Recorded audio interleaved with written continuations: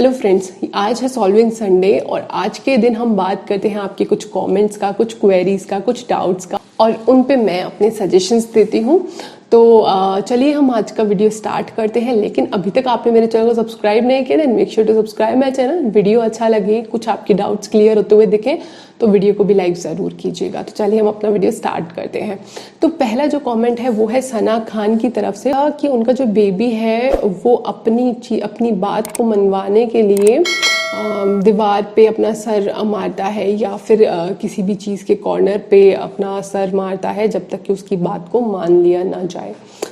तो ये बहुत ही ज़्यादा चिंता का विषय बन जाता है पेरेंट्स के लिए। बात माने तो बच्चों की ज़िद पूरी करना इज़ लाइक कि बच्चे फिर आगे ज़िद्दी बनते जाते हैं। बच्चे की बात ना माने तो बच्चे अपना सर जिस तरह दीवार में मार रहे हैं जैसे कि वो बता रहे हैं, तो ये भी काफ़ी ज़्यादा टेंशन देता है पेरेंट्स को, जो कि टेंशन वाली बात भी है।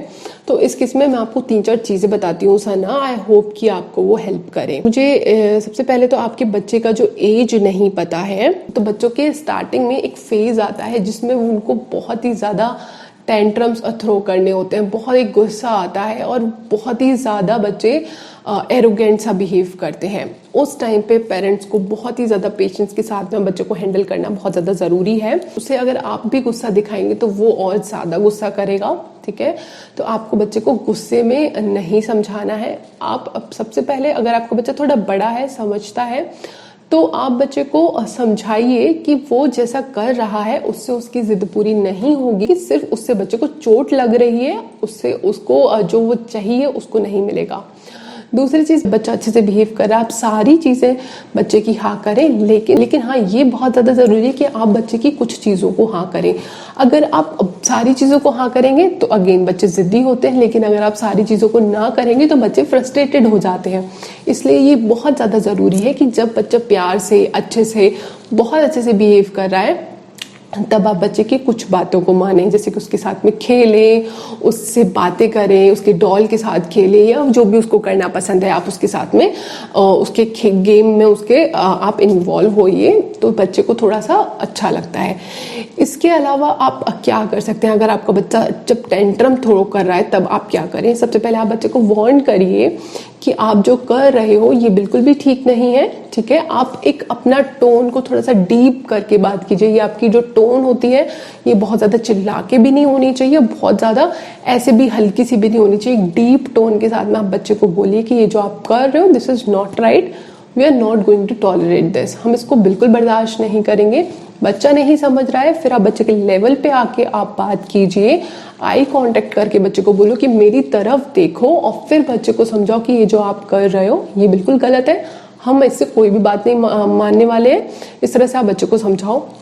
हल्का भी आपको जैसे ही मौका दिखता है कि हल्का सा उसने अपने आप को मारना पीटना बंद किया है, तो थोड़ी देर के लिए आप थोड़ा साइड हो जाइए।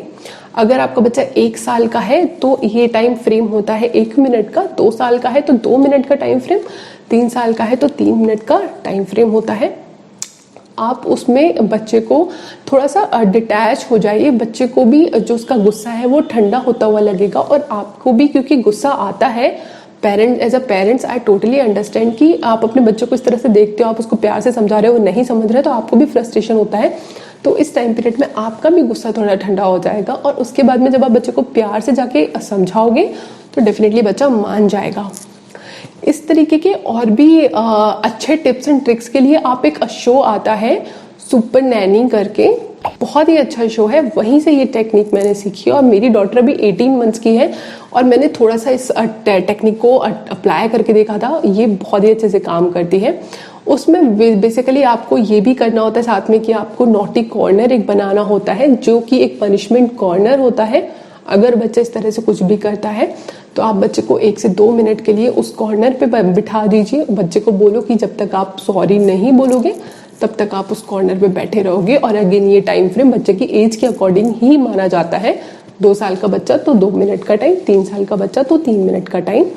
तो इस तरह से ये प्रोसेस चलता है। बट यहाँ पे आप ये जो मैंने आपको टिप्स एंड ट्रिक्स बताई हैं, इनमें से धीरे धीरे करके आप इम्प्लीमेंट करना स्टार्ट कीजिए और आपको बच्चे के नेचर में काफ़ी इफेक्ट दिखाई देगा, काफ़ी अच्छा बिहेवियर बच्चे का दिखाई देगा। दूसरा आप क्या कर सकते हैं, बच्चे के साथ में ज़्यादा इन्वॉल्व होइए, बच्चे के साथ में ज़्यादा खेलिए, बच्चे से बातें करिए। अगर आपका बच्चा बहुत छोटा है, बातें नहीं कर पाता, फिर भी आप बात करिए, कोई बात नहीं, वन वे कम्युनिकेशन होगा, इट्स ओके। बच्चा अपनी तरफ से कुछ ना कुछ रिस्पॉन्ड करता है, तो आप बच्चे से बातें करिए। बच्चे जैसे घुलते मिलते हैं ना पेरेंट्स के साथ में, तो वो भी थोड़ी सी पेरेंट्स की बात को अंडरस्टैंड करना स्टार्ट कर देते हैं। तो आप ये चीज़ें ट्राई कीजिए। आई होप कि कुछ चीज़ें में से काम करेंगी। अगर कुछ चीज़ें नहीं करती तो प्लीज़ डिमोरलाइज मत होइएगा, कुछ और चीज़ें ट्राई करें, क्योंकि मैंने बहुत सारी चीज़ें बताई हैं, कुछ ना कुछ काम ज़रूर करेंगी, लेकिन ये ज़रूरी नहीं कि सारी चीज़ें काम करें, क्योंकि हर बच्चा अलग तरह से रिस्पॉन्ड करता है। नेक्स्ट जो कमेंट है वो है कि 2 साल की डॉटर का वेट नहीं बढ़ रहा है, क्या करें। तो 2 साल पे बहुत ज़्यादा ये होता है कि बच्चे सॉलिड्स नहीं खाते। बहुत सारे पेरेंट्स का ये कमेंट आता है कि हमारे 2 साल के बच्चे कुछ नहीं खाते, 13 मंथ के बच्चे हैं कुछ नहीं खा रहे हैं, सिर्फ दूध पी रहे हैं, 13 मंथ के बच्चे हैं सिर्फ दूध पी रहे हैं, कुछ सॉलिड्स नहीं ले रहे हैं। तो ये सारी प्रॉब्लम्स होती हैं जब आप सही टाइम पे सही चीज़ें इंट्रोड्यूस नहीं करते हैं। इसलिए अगर कोई ऐसे पेरेंट इस वीडियो को देख रहे हैं जिनके बेबीज अभी 6-7 मंथ्स के हैं, देन प्लीज़ मैं आपसे ये रिक्वेस्ट कर रही हूँ कि आप अपने बच्चे का डाइट अच्छे से ध्यान देके मतलब उनका मैनेज करिए डाइट। जैसे कि मैंने आपको डाइट चार्ट का एक वीडियो भी अभी स्टार्ट किया है, जैसे कि जिसमें मैंने आपको 6 to 7 मंथ के बच्चे का डाइट चार्ट बताया है, तो आप वो ज़रूर फॉलो करें। बच्चे का आप स्टार्टिंग से डाइट अच्छे से मेंटेन करके रखते हैं तो बच्चा आगे इतना प्रॉब्लम नहीं करता। अब बात करते हैं इनकी डॉटर के बारे में, जो कि 2 साल की है और उसका वजन नहीं बढ़ रहा है। तो पहली चीज़ तो ये है कि क्या आपकी बच्ची सॉलिड्स अच्छे से खाती है, रोटी सब्जी दाल चावल अच्छे से खाती है, ब्रेकफास्ट दिन के कम से कम 4 बार मील जो है उसकी वो सॉलिड्स होनी बहुत ज़्यादा ज़रूरी है, क्योंकि 2 साल का बच्चा है तो at least 4 to 5 meal solids proper solid होना बहुत ज़्यादा ज़रूरी है। अगर नहीं है तो आप उस चीज़ का ध्यान दीजिए कि बच्चे को अच्छे से सॉलिड्स खिलाना स्टार्ट कीजिए।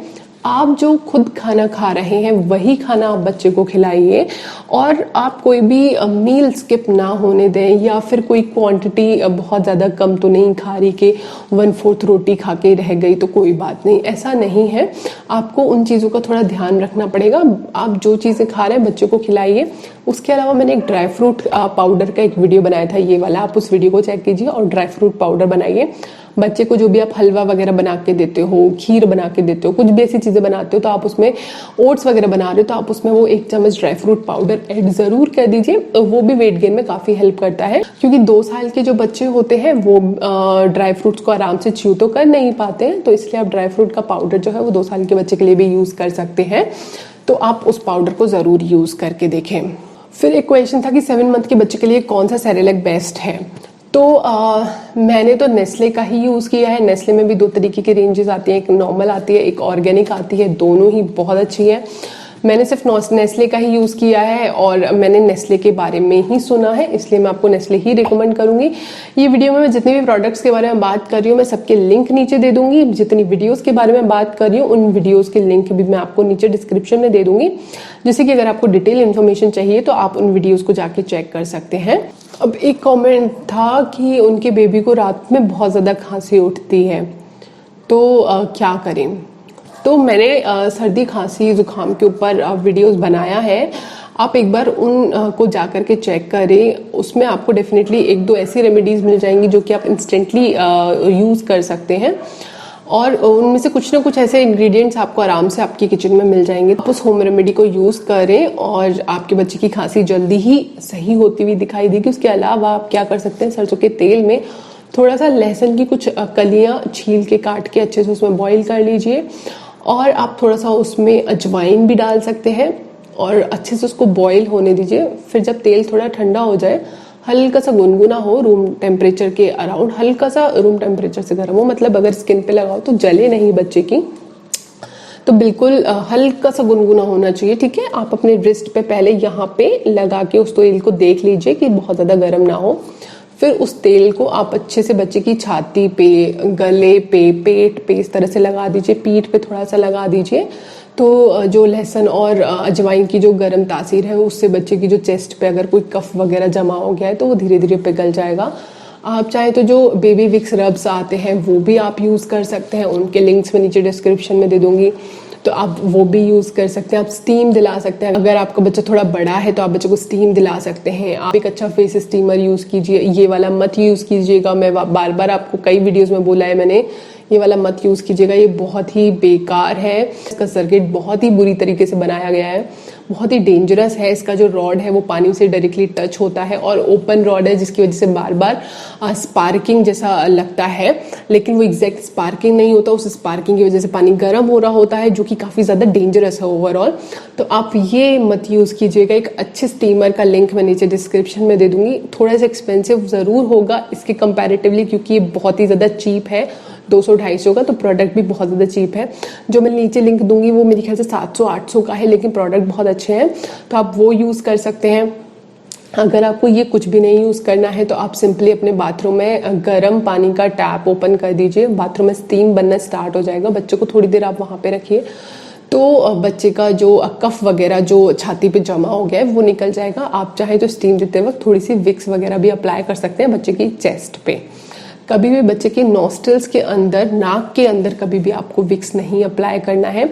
ना ही जब आप बच्चे को कोई भी फेस स्टीम दे रहे हैं, ये चीज़ आप हमेशा ध्यान रखना, अगर आप कभी भी बच्चे को फेस स्टीम दे रहे हैं तो उस पानी में भी आपको विक्स ऐड नहीं करनी चाहिए। बच्चे की सांस के साथ विक्स अंदर नहीं जाना चाहिए।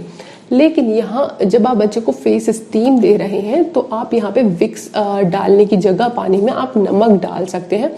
नमक के पानी को जब बच्चा स्टीम की सांस के साथ में अंदर लेगा उसकी भाप को, तो जो कफ है ना वो बहुत ही जल्दी पिघलता है। तो आप एक ये रेमेडी भी यूज करके देख सकते हैं। इसके अलावा जो बहुत सारी जो रेमेडीज है वो आप उस वीडियो में जाके चेक कर सकते हैं। तो जो नेक्स्ट कमेंट है वो है 5 महीने की बेबी गर्ल का वेट कितना होना चाहिए। तो 5 महीने के बच्चे का जो वजन है वो करीब करीब 7 किलो के आसपास होना चाहिए, और एक ऑन एन एवरेज है, इससे थोड़ा कम थोड़ा ज़्यादा हो सकता है, लेकिन बहुत कम या बहुत ज़्यादा नहीं होना चाहिए। और ये इस बात पे भी डिपेंड करता है कि आपके बच्चे का बर्थ वेट क्या था। तो इसलिए जब भी आप वैक्सीन रूटीन के लिए जाते हैं तो वहाँ पे आपके बच्चे का वेट, हाइट, हेड सर्कमफ्रेंस हमेशा मेजर किया जाता है। तो आप उस टाइम पे डॉक्टर से कंसल्ट कर सकते हैं, या जो भी नर्स अगर वैक्सीन दे रही है तो आप उनसे कंसल्ट कर सकते हैं कि आपके बच्चे का ग्रोथ किस तरह हो रहा है। तो ये इस बात पे भी बहुत ज़्यादा डिपेंड करता है कि आपके बच्चे का बर्थ वेट कितना था। एक कमेंट था इंस्टाग्राम पे, अर्पिता जी का कमेंट था, वो जो बेबी है वो खाना नहीं खाता और खाने को फुर्र फुर्र करके निकाल देता है। तो which is very common in babies. बच्चे आराम से ऐसा करते हैं, बहुत ही ज़्यादा कॉमन है। मेरी डॉटर ने भी, मैं किसी वीडियो में आपको बताऊंगी, कुछ 1-1.5 महीने इस तरह से किया है, काफ़ी ज़्यादा प्रॉब्लम किया है, जबकि हमने उसके खाने का 6 मंथ से ही बहुत अच्छे से ध्यान रखा है। बट स्टिल बच्चों का ऐसा एक फेज आता है जिसमें बच्चे थोड़ा सा आनाकानी करते हैं, लेकिन वो एक ट्रांजिशन फेज होता है। मैं आपको बताती हूँ समराइज करके। जब मेरी डॉटर 14 मंथ्स की थी उससे पहले सब कुछ बहुत अच्छा चल रहा था। वो ओट्स खाती थी, दलिया खाती थी, दाल खाती थी, आराम से जो आप मतलब लिक्विडी कंसिस्टेंसी में जो भी आप खिलाना चाहो वो आराम से खा लेती थी, कोई प्रॉब्लम नहीं होती थी। लेकिन 14 मंथ्स के बाद में 15 मंथ्स के अराउंड उसको ऐसा क्या हुआ कि उसको एकदम से ऐसा हुआ कि उसको अब नहीं खाना है। वो बहुत ही ज़्यादा रोने लग जाती थी, या फिर मुंह बंद कर लेती थी, या फिर खाने को एकदम मुंह में बंद करके रख लेती थी, फिर फेंक देती थी, या फिर जैसा आपने बताया फुर फुर करके निकालने वाला, तो वो वैसा भी कर देती थी। मैं और मेरे हस्बैंड को काफ़ी प्रॉब्लम होने लगी थी कि हम लोग वरी करते हैं कि हमारे बच्चे प्रॉपर खाना वगैरह खाएं, लेकिन ऐसा नहीं हो रहा था। तो हमने ट्राई किया कि हम जो खाते हैं खुद हम वो खिला के देखते हैं। सुबह अगर हम उपमा बना रहे हैं तो हमने उसको उपमा खिलाना स्टार्ट किया। हम दोपहर में रोटी खा रहे हैं तो हमने उसको रोटी खिलाना स्टार्ट किया। जो सब्ज़ी, क्योंकि मेरी डॉटर को थोड़ा सा नमकीन खाना पसंद है, इसलिए मैं उसके लिए कोई अलग से सब्ज़ी नहीं बनाती, कम मिर्ची वाली। वो उसको क्योंकि हम लोग भी मिर्ची बहुत ज़्यादा नहीं खाते, मीडियम मिर्ची खाते, तो इसलिए जो हमारे लिए सब्ज़ी बनती है वो उसी सब्ज़ी से आराम से रोटी खा लेती थी। सेम रात को भी जो हम दाल चावल बना रहे हैं वही दाल चावल वो खा लेती थी। इवनिंग में कुछ भी हम उसको फिंगर फूड देना हमने स्टार्ट किया था जिस टाइम पे वो ट्रांजिशन फेज था। तो बच्चे जनरली ट्रांजिशन फेज में ऐसा करते हैं। तो आप ये चीज़ नोटिस कीजिए कि क्या आप कोई ऐसी पर्टिकुलर चीज़ है जो काफ़ी टाइम से बच्चे को दे रहे हैं और बच्चा हो सकता है उस चीज़ से ऊब गया हो। जैसे कि मेरी डॉटर जब 14 मंथ की थी तो वो ये लिक्विड ही खाने से ऊब गई थी, इसलिए उसको वैसा प्रॉपर सॉलिड खाना चाहिए था जिसे वो च्यू कर सके। तो इसलिए बच्चे ट्रांजिशन फेज में ऐसा करते हैं। तो हमने ये चीज़ फिगर आउट कर पाए। हम ऑलमोस्ट 1-1.5 महीने हम काफ़ी परेशान रहे। उसके बाद में हमें ये चीज़ क्लियर हो गई, तो अब आराम से कोई प्रॉब्लम नहीं होती, हमारी डॉटर आराम से वो चीज़ खा लेती है। तो आप ये चीज़ ध्यान दीजिए, ये ट्रांजिशन फेस हो सकता है आपके बच्चे का, बच्चे की पसंद के अकॉर्डिंग ही खाना बनाइए।